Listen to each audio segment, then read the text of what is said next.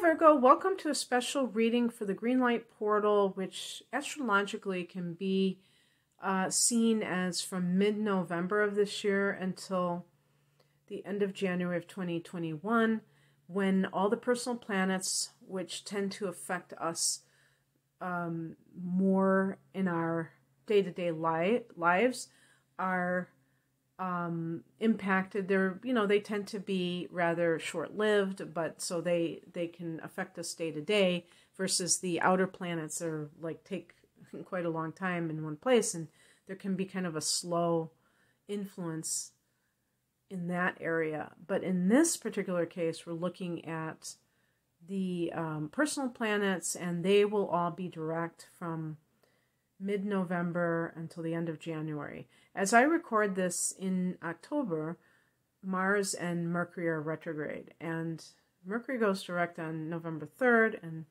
Mars, I believe, November 13th or 14th, something like that. So I say mid-November. And then I think Neptune goes direct at the end of November, and Uranus goes direct in 2021. In January. Alrighty then. So that means that any new project that you undertake during this green light portal can be quite easier to manifest. Perhaps. We always have to say that, because there are no guarantees, are there? And the other thing too is that this is a tarot reading. So I'm just doing this as a companion piece to what is happening astrologically. The two cards in the center represent the themes of these time periods. So I'm separating the time themes from the beginning of the year, which also includes a shutdown period and some of these retrogrades that we've had, and then to the period from mid-November until the end of the year, until the end of January of 2021. Now,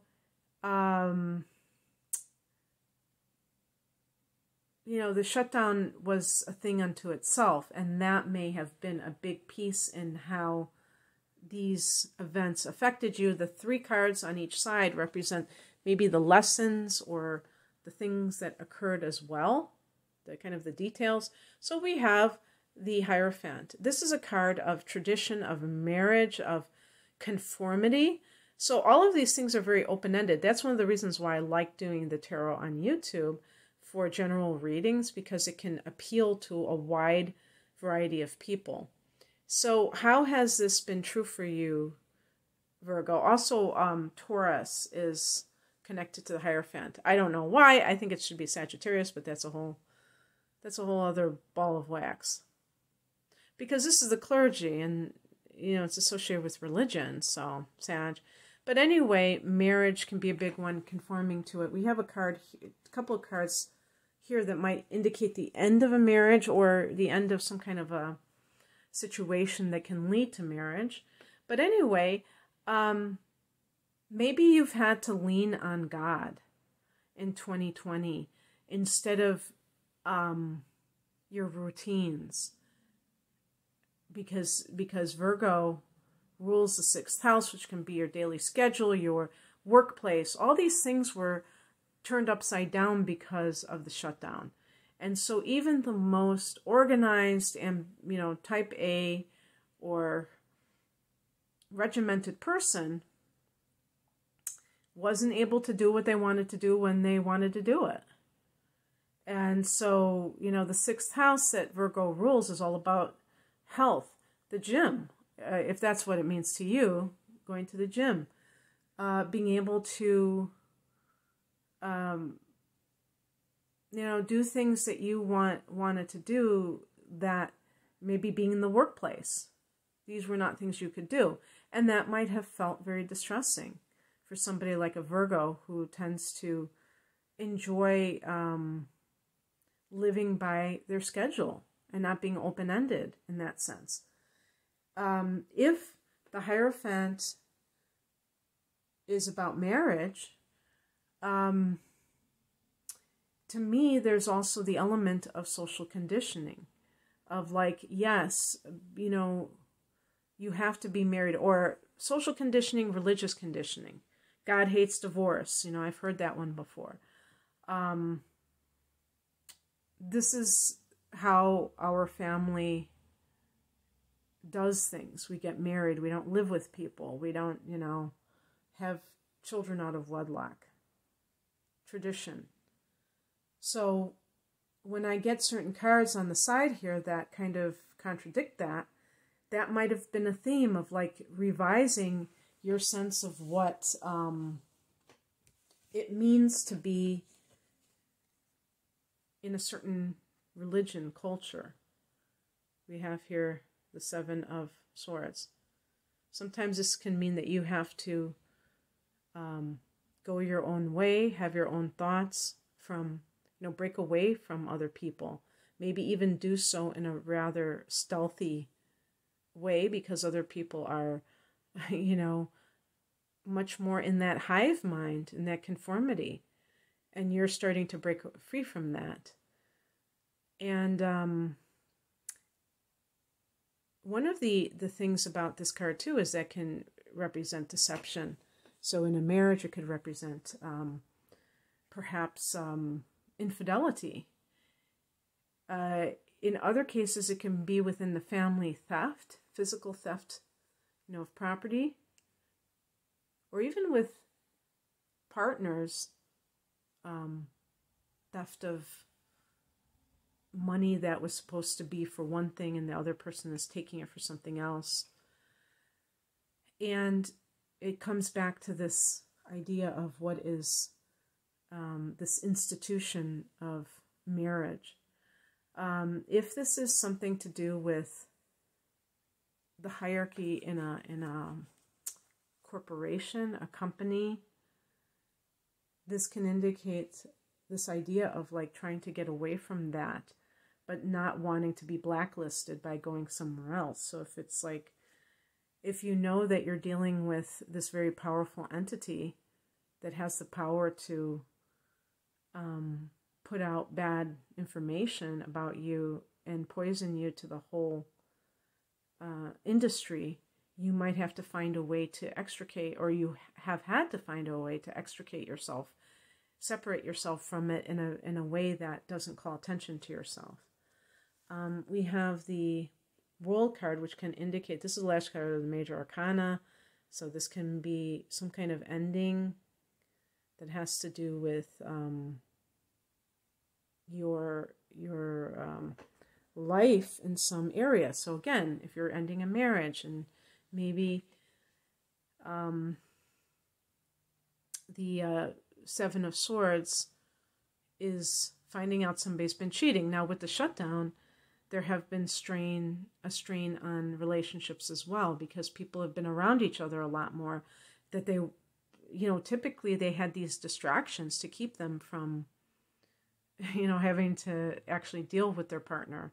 So going out to sporting events or restaurants, the bars and all that stuff when they couldn't do so. And having to be, or even the office, and having to be quote unquote stuck at home with that other person, that there may have already been problems that can just put the nail in the coffin. And that's not a bad thing. It really isn't, because these other opportunities just served as distractions to keep these people together artificially, but it was really already over with. Could be ending a job, like I said, a career, but or leaving a church. You know, maybe you discover that your pastor has been unfaithful, in terms of, I mean, not unfaithful, but that you don't think that he or she is very ethical. And so you just want to leave, but you don't want to make a commotion. You don't want to cause all kinds of problems. And then we have the Four of Wands, which is actually a card of a new home, your dream home, a happy home. That's the most important one, because wands are fire energy and they represent joy, but that spontaneity, that sense of, it's not like kind of coming home to this prison. And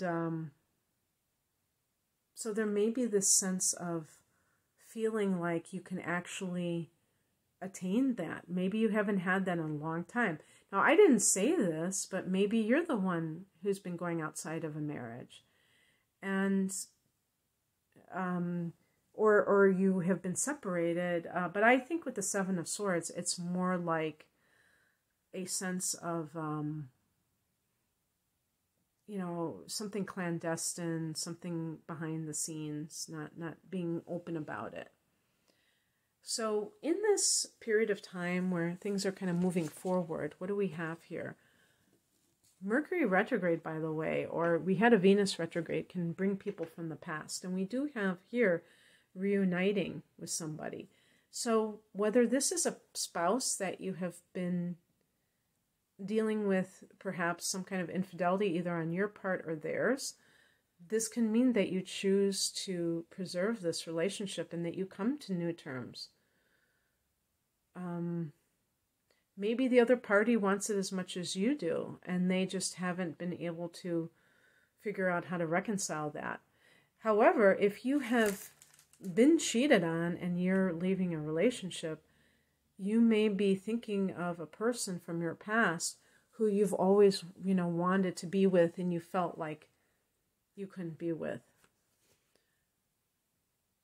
3 cards that mark this period of time, the Seven of Cups. It's important to make good decisions, not be kind of like